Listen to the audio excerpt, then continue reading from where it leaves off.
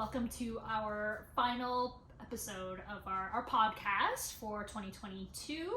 I'm Vania, the COO of Freeform Fitness and personal trainer at our Wellington location, and I'm here with Ashley, our CEO. And today we're just going to give everybody sort of like a recap of the year and talk about things we've learned from our clients over the last year as we kind of came out of the pandemic. Yeah. It's still kind of going. Yeah, we're still very much in a pandemic. Yeah. But hopefully, hopefully, yeah. the tail end of it. Yeah. What a wild ride, eh? 2022. We did so much, I feel, this year. Well, you were promoted. Congratulations. Thank you. Well deserved. And we've learned so much from our clients. You know, we saw so many faces we hadn't seen in so long, it feels like, too, right? Mm-hmm. People coming back to training. Yeah. I think that was the biggest thing. How much people needed to kind of like refocus on their health. Not just physical health, but mental health was a huge thing that people kept talking about, right? Mm-hmm. The isolation that people were feeling, working from home during the lockdowns, not being able to see people, family, friends. Yeah. People were so happy to come back in. And see, and get back to it, just easing it back into it. Mm-hmm. And I think, you know, a lot of people have this connotation when it comes to fitness that it's an aesthetic thing, but it's so much more than that. Mm-hmm. It's a mental health thing. Mm-hmm. It's a physical thing where you feel so much better. It's not about, I don't feel like for us at Freeform, it is about looks. It's more about the inside, Mm-hmm. you know, of people and their health, like inside, you know? Yeah, exactly. Yeah. Yeah, I think this year, in particular, like mental health was probably the number one thing people wanted to improve on. Yeah. And mentioned improving upon as they've gotten consistent with their workouts. Yeah, and I think mental health right now is in a crisis of trying to figure out, you know, navigate like how to get them resources and how to help as much as possible. And before it wasn't really talked about. Now Mm-hmm. it's like front and center, and then we want solutions. And meanwhile, we have like a really good solution on our hands. Yeah, for sure. Yeah. No, it's good. It's been a really good year of going deep within to figure out what do people want. And it did feel like a shift in what people needed for their health and their fitness Mm-hmm. goals. And what would you say is like, to put things super simple for people to understand when it comes to success in their goals? Number one is consistency. Yeah, no matter what it is that you're doing, find something that you can do on a regular basis and be able to stick to it. Yeah. People think that they have to do, you know, so many different things. Yeah. Like overhaul their whole life. Like a variety. You know, yeah. They have to have many options. No, exactly. But the reality is... First of all, that's overwhelming. Yeah, for sure. I'm already like overwhelmed by thinking of that. Yeah. But yeah, the reality is if you just need to think about, okay, what can I do tomorrow that puts me in a better position than today? Mm-hmm. And then next week, what are some things that I can do that are, you know, gonna move me forward and get me closer to my goals? So I think I told this story in my podcast with Irakli, but yeah, I was working with a client and I suggested that she start walking a little bit more to get more exercise and movement throughout the day. And she had a Fitbit that told her how many steps she was doing every day, and she asked me, okay, how many steps should I be aiming for? So I asked her, well, how much was she averaging right now? And she told me it was like 4,000 steps a day. So I was like, okay, let's aim for around 5,000, maybe 6,000 steps per day. And then she goes to me, oh, but I heard that you're supposed to be doing 10,000 steps a day. That's supposed to be good for you. Oh my gosh. And just so we're all clear, that's kind of like a very arbitrary number. There's no magic to 10,000 steps per day. But anyways, I was like, you know, more could be better. You know, moving. I'm not gonna say no to you wanting to move more. Yeah. But yeah, you don't want to do too much too soon, right? You want to kind of like slowly ramp up, make sure that your body's able to kind of handle it. Yeah. Because when you think about it, if you're starting from 3,000 steps and you jump all the way up to 10,000, you're tripling the amount of activity that you're doing, which is a lot. Yeah. Yeah. Yeah, so I told her, okay, just slowly ramp up, start with 5,000 steps, you know, do that for a week or two, and then we can add more over time, and then maybe we can hit 10,000 if that's something that's doable for you. So the next week, she comes in and she tells me that she hurt her foot. Oh boy. Because she was doing 10,000 steps. Oh my gosh. Oh my right gosh. away. And yeah, she went to the doctor, and yeah, they said that it was like an overuse injury. Makes she sense. did too much. Too much too soon. Exactly. That happens. Yeah. So that's what I see a lot. People go kind of like full tilt because that's what they think they're supposed to do, right? And it either ends up being too much, so you know they get overwhelmed and they stop everything. Or they end up hurting themselves and they have to take time off and take a step back. But if you just kind of focus on, okay, what are the things that I can do reasonably over a longer term period of time, that gives far greater results than trying to, you know, achieve a certain goal within a shorter period of time. Yeah. So, the best advice I got recently from my trainer was, I trained twice a week. I had a baby a year ago, and I didn't know this, but apparently you use your glutes. Like, it's a normal thing to lose your glute muscles. And for me, I loved my glutes pre-baby. Yeah. And so one of my goals was I want to get my glutes back to what they were. And my trainer said, well, think of the difference if you can do 3 days a week versus 2 days a week. That's extra sets that we get in to build your glutes. And I never thought of it like in that sense. And he's like, we just get more work in a short, and you'll reap the benefits because it's going to grow so much faster. And I never thought of it like that. So that's my goal for January, to start doing 3 days a week instead of 2, because I'm able to, I want to grow my glutes some more, you know? It was just a simple concept to think of it differently. Right. But he put it in hindsight for me. It was nice. Yeah.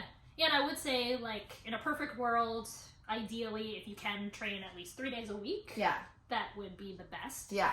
That's, the clients that I have who are able to come consistently 3 times a week, I find that they see the best results. But yeah, obviously time, other things can play a role. So, and I was, and then I fell off, and then I got back on. Yeah, if you're able to come once a week consistently, then that's great. Right, consistently. Way better than wanting to come in 3 days a week, but then having to cancel all the time. Yeah. Right? So, whatever you can do consistently. And that's how he worded it too, which was nice. But the accountability piece is one of the biggest factors for me in seeing results and being successful with it, for sure. I don't even think I would train if I didn't have a trainer, because they never, like, they check in on me all the time, and then I'm held accountable, and then I'm like, oh, I got to do this. You know? Yeah. So even though you work for a gym, you spend a lot of your time in gyms. It's still hard. It's really hard.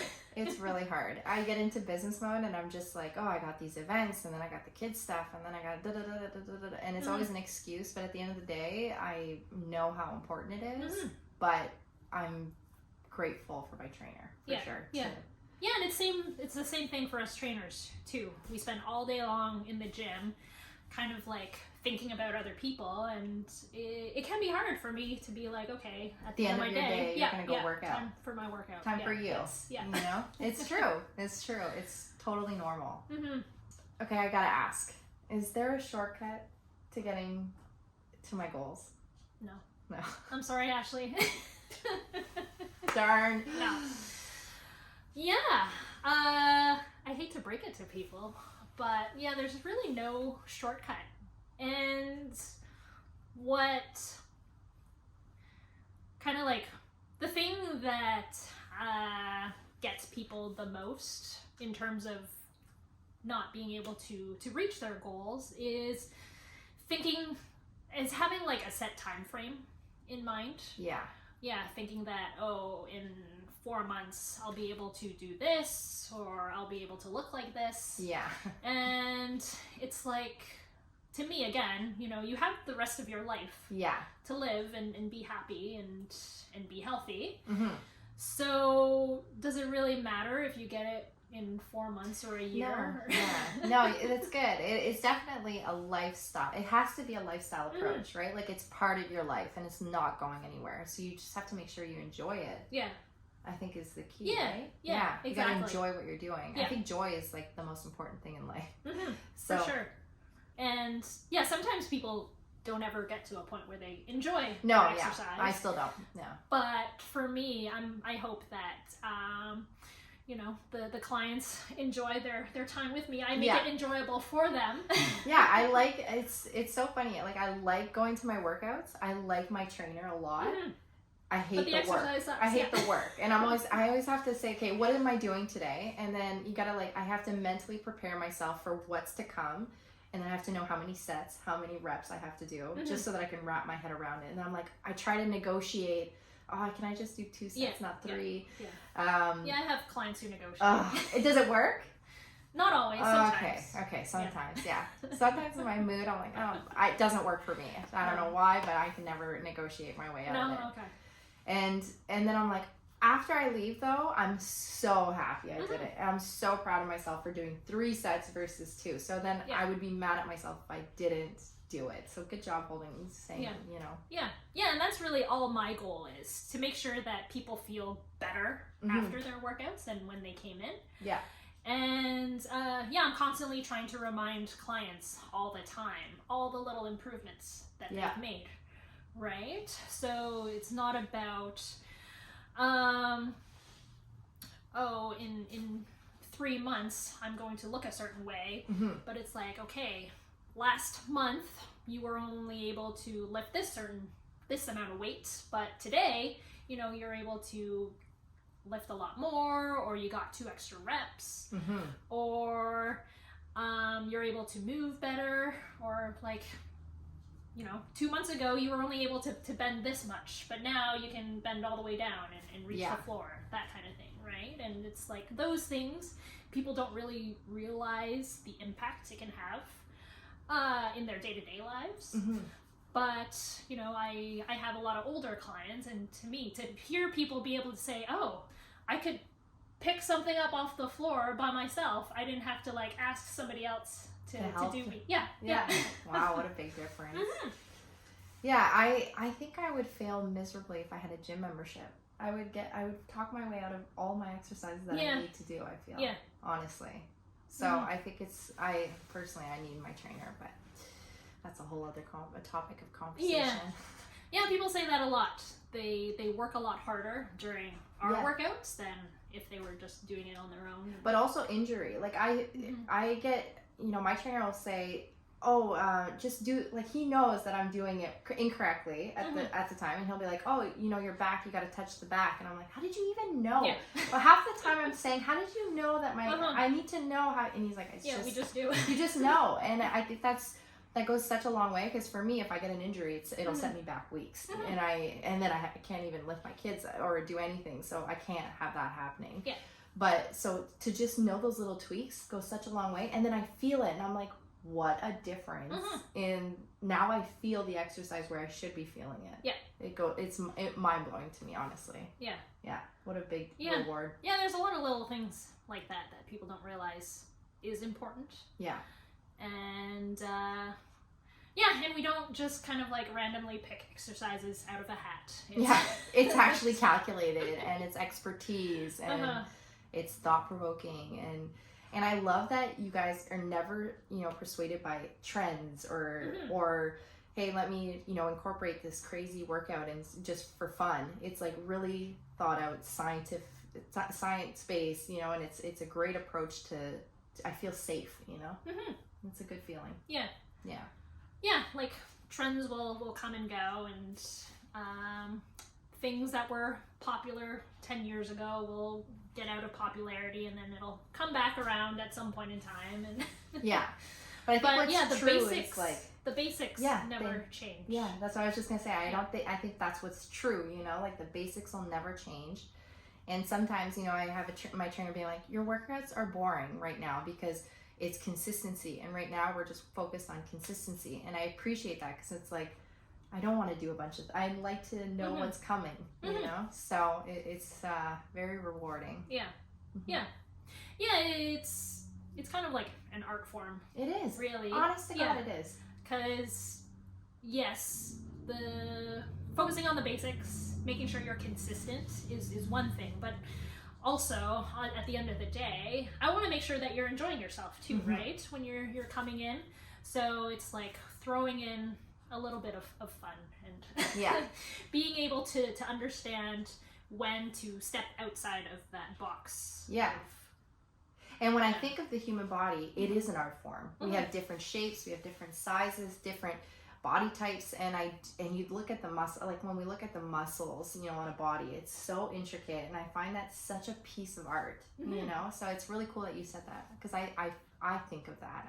I believe that. Yeah, yeah, because we're working with humans. Yeah, and molding them, you know, it's like a clay kind of molding kind of exactly. thing. You know, we're not robots where it's like, okay, you know, you squat 10 times at this weight, and next week we're gonna squat 12 for times the same thing, for again. everybody, the you know, the average person. And I'm like, no, it's literally customized to the individual's body. Yeah, and exactly. That's so cool. Yeah, so to a certain extent, that is what we're doing, slowly progressing over time, just adding a little bit more weight or more reps and more sets and stuff like that. But yeah, we have to leave room to keep things interesting and fun. Yeah, I need that. Yeah. Oh gosh, if he told me to do cardio, I'd be like, nope, not happening. I'm not a fan either. Yeah, so. I like weights. Kettlebell swings? Oh gosh, no, that's so much work. It's you hate training with me then. Yeah, I know. It's the Turkish get-ups, from the ground all the way up. That is my worst nightmare. Oh yeah? Oh yeah. Do you do that often? No, not often. Okay, thank goodness. I break it down into pieces. Okay, that's better. Because, oh gosh, that is a lot of work for me. And I'm always like, I'm exhausted by the end of my session. I mean, I don't think that's a bad thing, but for me it was too much. Too much too soon. Yeah. Thank you for spending 2022 with your favorite trainers at Freeform. And we can't wait for 2023. It'll be a magical year, and you are going to live your best life yet. See you next time.